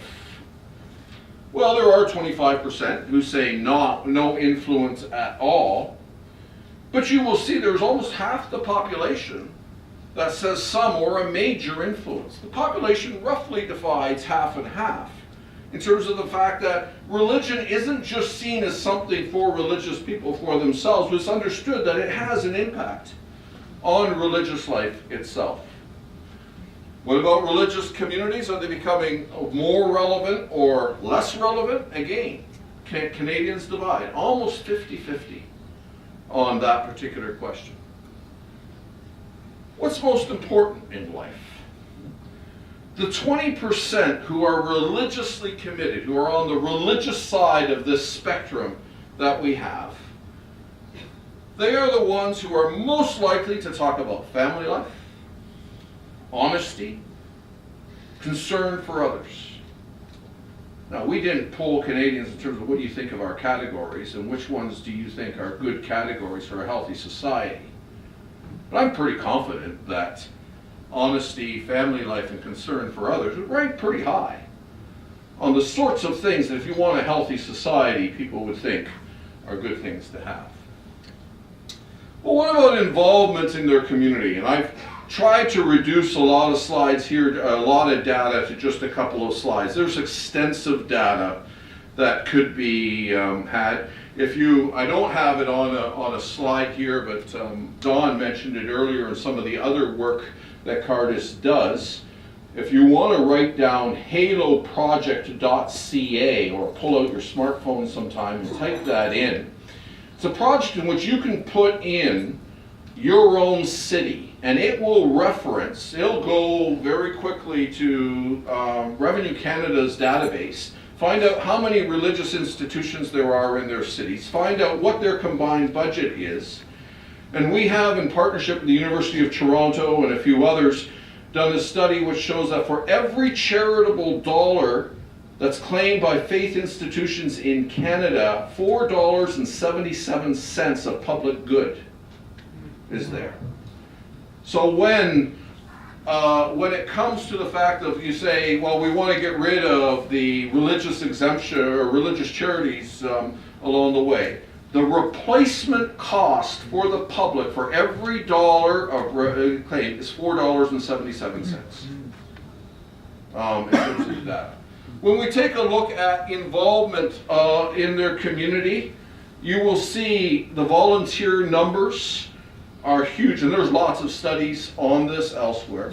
It is the religiously committed who do a disproportionate amount of the volunteering and charitable giving in Canada. In terms of donating to whatever charities they can, again, you see the slides. Much larger proportions. As you move on from non-religious to religious, much more in terms of involvement, in terms of charitable giving. 83% who are less charitably active donate an average of $313. The 93% on the religiously active side, and their average gift is $1,004. So not only do more of them give, but they give at much greater intensity. Now, obviously, that has pretty significant implications for how life is lived in Canada. So, this isn't just true for government, it's also true in terms of workplaces, it's true in terms of communities. It has many dimensions beyond just the legal dimension that has been our focus this evening. So why do we have this narrative? Let me suggest two reasons that I think we need to overcome. One is amnesia, and the second is an antagonism. One of the questions we ask is, how do you describe the role of faith communities in the development of the following? Hospitals, homes for the elderly, special needs, health clinics. In any city, here in Ottawa, the Briere Center, which is probably our leading hospital in terms of dealing with palliative care and end-of-life issues, is a Catholic hospital sustained by Catholic communities. Drive down University Avenue and you got Mount Sinai Hospital. Where does that come from? It comes from the Jewish community. When you ask Canadians about, do you think this is a good or bad thing? You have, what's interesting is, as you see the third bar there, 6, 7, 8, 10, there's only a relatively small percentage of them that think it's a bad thing. Pretty well everybody says, no, this is good. However, what I think is more telling is the number of those who really don't know about that. There is a growing amnesia about the role of faith and faith communities in the delivery of the day-to-day services, whether it's healthcare, education, social services, much of the arts that are driven by religious communities. That's a story that we don't do a good job telling, and that's a story that the public really doesn't know. And I would suggest that that is also part of our challenge. Interesting, we did a question in terms of refugees over the last year in Canada. 65% of those who were government-sponsored have used a food bank in the last year. 29% of those who were sponsored by a religious group have used a food bank. So there's a very clear and stark difference in terms of the behavior. Immigrants, we just came out a couple of weeks ago, we did a poll. We looked at the difference between first, second, and third generations, and I'm seeing the time, so I am really going to have to rush through a few slides here. 49% of immigrants were helped, tangibly helped by a faith community in a material way. So, again, church communities doing great things for immigrants. I was going to talk very quickly about secularism, the antagonism part. I think not only has the category of religion changed, the category of secularism has changed. Some of you may be familiar with the work of McGill philosopher Charles Taylor. He talked about the fact in a secular age that secularism originally sort of was a description of geography. The priest had a sacred vocation, the butcher, the baker, the candlestick maker had secular vocations. That wasn't any judgment of one vocation over another, it was a description of a different space that they occupied. In the modern era, we had the notion of secularism as neutrality, which meant the state was sort of, the public was, we had a secular state, it was like the referee, they were neutral, they didn't pick favors, they made sure the game was played fairly, but let everybody play the game. Taylor suggests we are now moving towards a third type of secularism, a closed secularism, which is actually a proselytizing ideology of its own sort. And that the very nature of those are my words, by the way, not his, but the very nature of secularism has changed. Other speakers have talked about Canada's summer jobs and the trendiness of all of this, the TWU decision. I would highlight the fact that religion isn't going away. If you take a look at global population numbers, the religious population is anticipated to grow from 5.8 to 8.1 billion. The non-religion is expected to grow only marginally. In Canada, we remain primarily a Christian country with about 67%. Non-religion is the next at 24%. Then you see Muslims, Hindus, Sikhs, Buddhists, and Jews combining there on the bottom. However, in terms of the growth in Canada, Islam is the largest in a 20-year period, has tripled. Hinduism, a little more than doubled, along with Sikhism. So you see the numbers there. The growth is happening in Canada in non-Christian religion. Can I stretch one slide? Because I actually think this is a very telling one. And then I'll go. We ask people, when you think of these religious groups, and you see the 8 that are named there, do you think these groups are a net benefit or a net damaging to society? You will notice that the Judeo-Christian religions all have a net positive.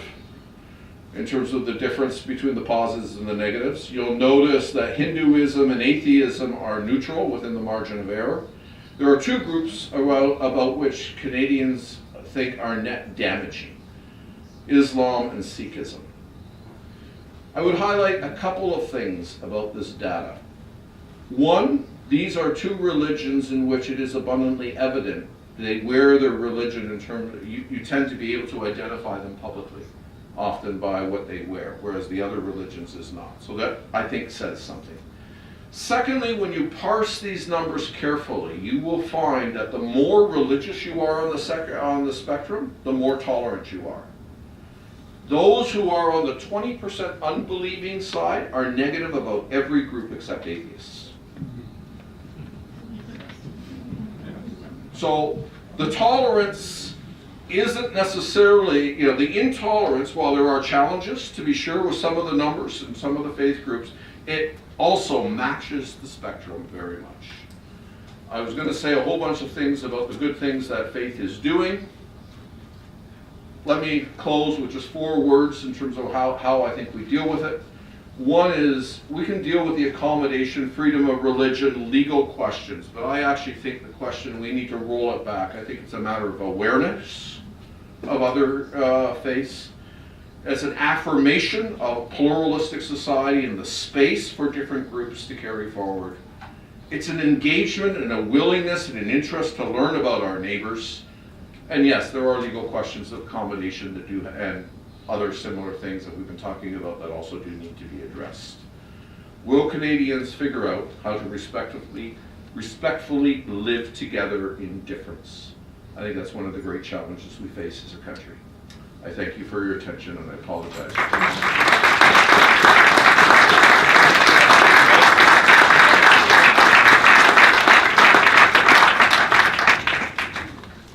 Anyone feel like they've been drinking out of a fire hose? Anyhow, this is great, and we could go on all night, I'm sure, on this, but let's take a few questions here. We're just about running out of time, and I do have some.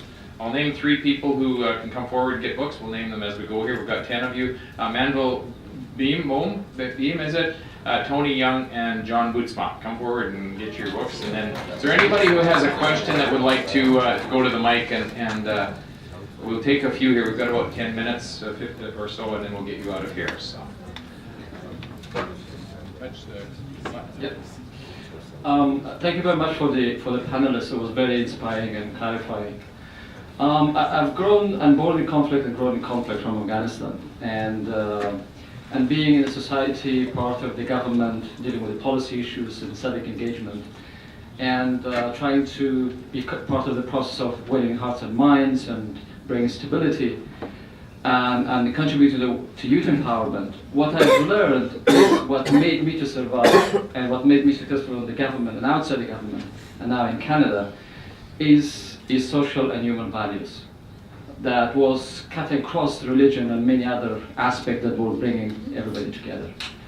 And even in Canada, while connecting with the Afghan community, with other communities, and I've been seeing that the conflict, which is the culture of conflict that makes Afghanistan suffer, it's not the insurgency, it's not the poverty, it's not the unemployment, it's the culture of conflict. It's not the existence of platform for discussion and debate and having empathy and particularly feeling for each other. Is this much more intensified when I communicate, when I connect with the Afghan community in here. And I want to see the perspective of the panelists, how you see this. To me, those social values is the key for people together, come together and work together and acceptance and flourish. Thank you. Push the button there, please. Anyone want to take that? Okay. I think you're absolutely right. It has been addressed that we must look at social values, principles, and values that can bring us together and not use those ideas that will create a conflict. So yes, we need to work on that, and thank you for bringing that up. I would just highlight that I put a bunch of numbers on in terms of the good that religious communities do. And they're not doing that good just to their own communities. They're doing that good to their neighbors from right across the board. Because they see, and it's the calling of, and many of them do it because of the calling of their own religion. It is interesting in terms of when we deal with these matters, it's nice to have the benefits of religion in terms of the good that it does, and want to avoid the difficulty of religion. But I think we have to also understand the fact that these benefits flow out of their own deep sense of their accountability to God, and that's applied differently in different traditions. Speaking from my own Christian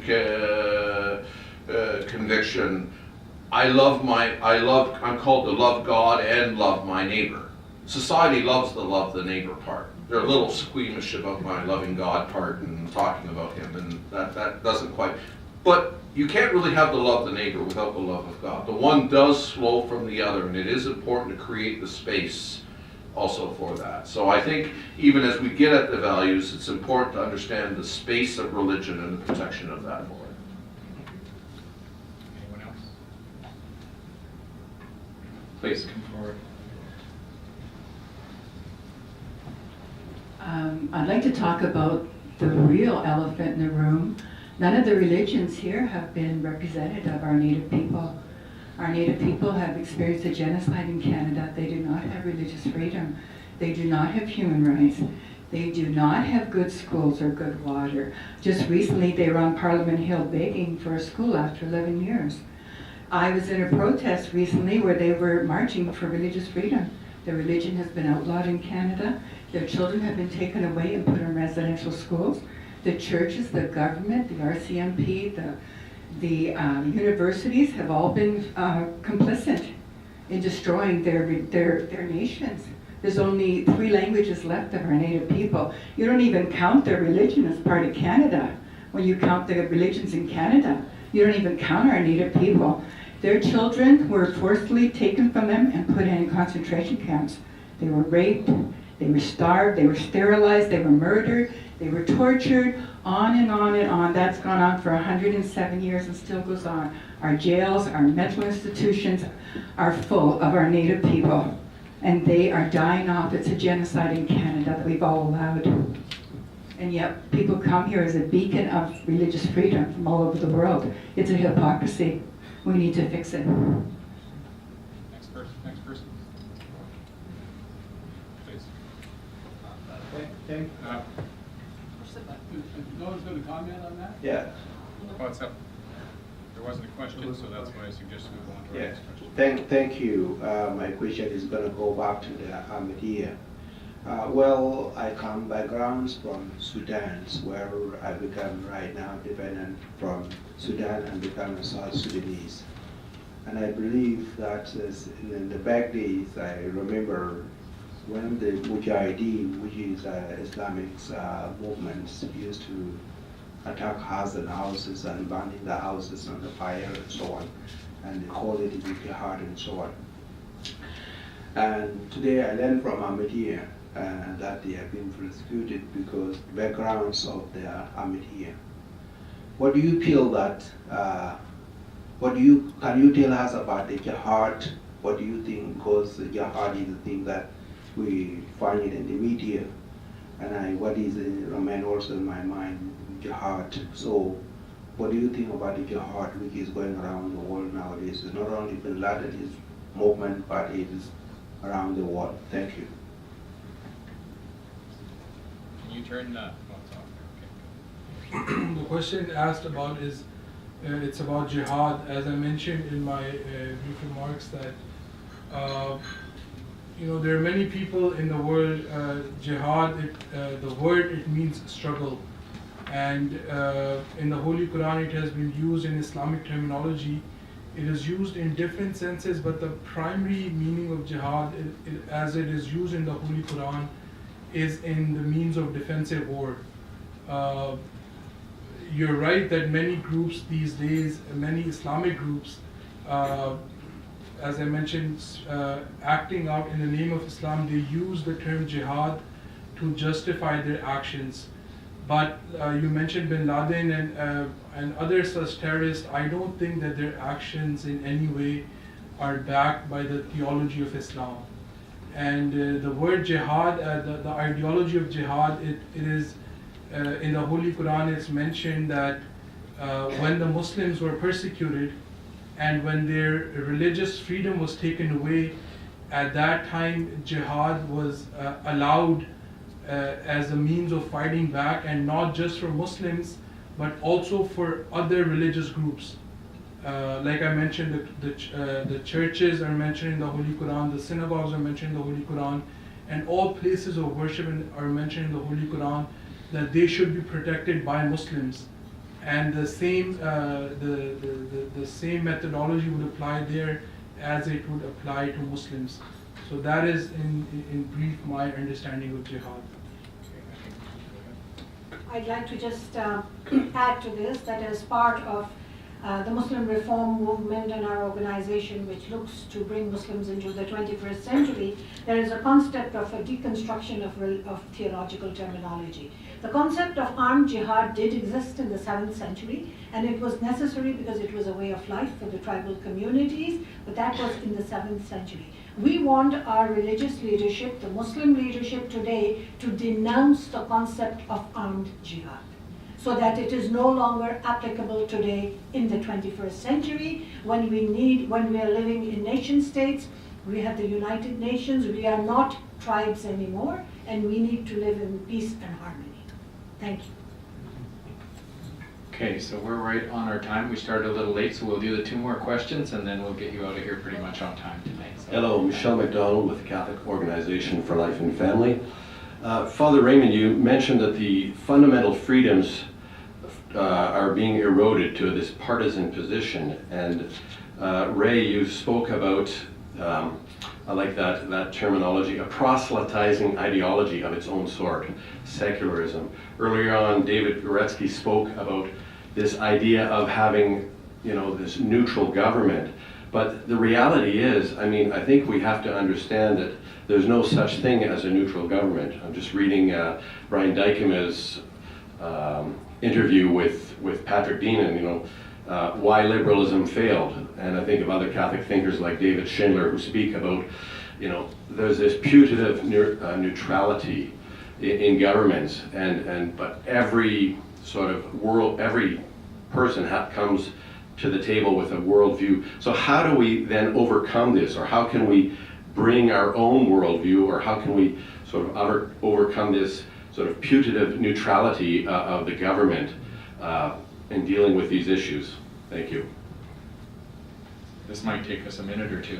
Go ahead, Raymond. Well, I think with every faith, the truth is, by your fruits you shall know them, and it's not just a talk of conversation what you believe, but also how it's lived out. And I think the challenge is for communities of faith, as I suggested, we need to do a better job of translating not just what we believe, but how that narrative works its way in public life. And I think we need to challenge our the 20% on the non-religious side who are growing in terms of what shall I say, their confidence. I was going to say arrogance, but I don't want to put, that's not the right way to open up a conversation. They are growing in their confidence about the rightness of their own cause, but I think we can also say, okay, let's not just take a look at that philosophically, let's take a look at the sort of society that is creating, and let's lay this alongside it. And is that the vision of the good life that you want to share and promote? And so we can have a conversation both about what we believe, but also what it means and how we live. Father Souza, I see you leaning towards the mic. Yes, I think it's a very interesting question, and some of the authors that you mentioned are taking it up. David Schindler maybe 20 years ago, and Patrick Dean today, of whether liberalism, small L liberalism, liberal democracy, eventually arrives at a position of hostility towards other comprehensive worldviews, religion being among them, or whether it's somehow been corrupted along the way, and therefore arguments and political change can restore it. And that's a very interesting argument. I think that the argument that David Schindler and Patrick Dean make that it's sort of inherently corrupted, and now finally the fruit is being seen, it makes it very difficult to know what can be done, aside from a lament and endurance. So that leaves really the other option, that there's been a corruption along the way, and the corruption can be sort of purified, which may not actually be correct, but it's the only plausible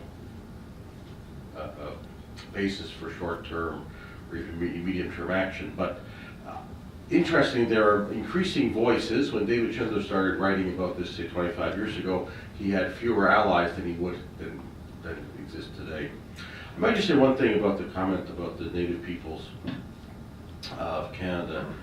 One of the things that I am worried about in terms of religion or religious communities, and not strictly speaking religious freedom, but it's related, is that if the process that we're going through in this time leads religious communities that were historically engaged with Native peoples with lights and shadows, although today we're more aware of the shadows than perhaps the lights that were there, if it leads them to disengage from the Native communities in Canada, partly that's going on anyway because of declining numbers of religious personnel, then what we have really is that the only, or the, not the only, but perhaps the only point of contact between the Native communities and the broader society is the government.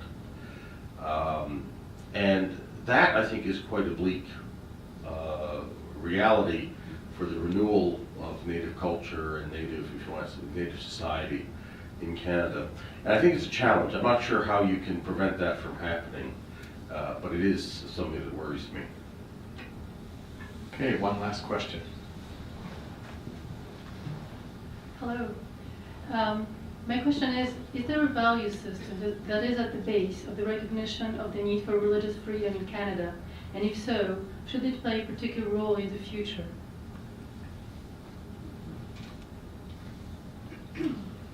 So what was the value system that led to the religious freedom that is in the Charter of Rights? Obviously, it existed before 1982. I would argue that the history of limitations on the state, in general, is the fruit of a biblical worldview, that the state has some limit. And at least in the tradition to which Canada belongs, the sort of foundational document for that, Magna Carta from 1215, speaks in that context that the first limitation on the state is what they would say in 1215, the liberty of the church. They wouldn't have used the term religious liberty then. It's possible, obviously, to have a limited state that includes freedom of expression, freedom of speech, freedom of religion and conscience, from a secular basis. There are political philosophers who worked on that project, very well known. But I think that historically the longer tradition, and I would think the more secure tradition, is actually a religious tradition, which leaves room not just for the religious liberty or the liberty of the church, but the other freedoms that come from a limited state. I want to thank you very much for your patience with us tonight. We've heard a lot of different things. Don Hutchinson speak and give us an update on the legal environment that we find ourselves in. Dr. Guretzki talked about state neutrality and its role in trying to find that relationship between constantly having to harass the state to convince them to be neutral, and perhaps that situation where we find ourselves without state neutrality protection. Imam had talked to us about safeguarding religions and religious freedom and the acceptance of religion. I don't know if I got this written down properly, but that Canada can become the whole world and the whole world becomes Canada. I think we appreciated that comment as well. Ms. Raza, again, this notion that we must be able to critique religion. We need to have free speech. We need to be able to communicate on these things. I like this notion that the community education and involvement is a key to being able to bring communities together and work together. We can't mandate tolerance, but we can certainly work in a number of areas to bring that out by calling out hate, by dialogue between different groups, and bringing in outside expertise. Father de Souza talked to us about the quality and the respect and the right to participate that people have in the affairs of the country, and then a concern about how even our charter becomes more of a partisan document than it was ever intended to if we continue down the path that we're at. And I appreciate Mr. Penning bringing the situation we find ourselves in this country. I think it's been a great education for all of us this evening. So I want to thank everyone. I want to thank you, each of you, for coming and being with us tonight and donating your time and energies to us. I also want to thank my staff. Tristan's been back here tonight hiding behind the flags, but he did most of the work organizing the forum. Anna Marie is here. Joyce and Maxine have worked with the administration, writing, organizing, and serving you tonight. So they do the kind of work, and then we get to have this, and so they deserve the credit for it.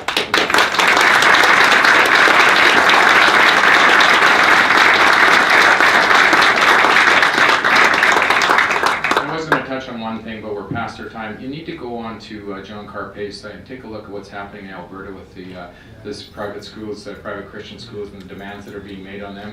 It's an insult. The bureaucrats have come down and said we've got four ways that your statement of faith offends us, and so with 4 different colored Sharpies, they're going through the statement of faith of these schools and marking the words that they need to take out if they want to continue to have funding from the government. So you need to take a look at that. I'd love to spend half an hour on it, but this issue of the state invading religious freedom is not going away very quickly, and that is probably as clear an example as we have right now about that taking place. So thank you, and I will read out the other book winners here. Anna Marie's waving the books around, so I better take care of those.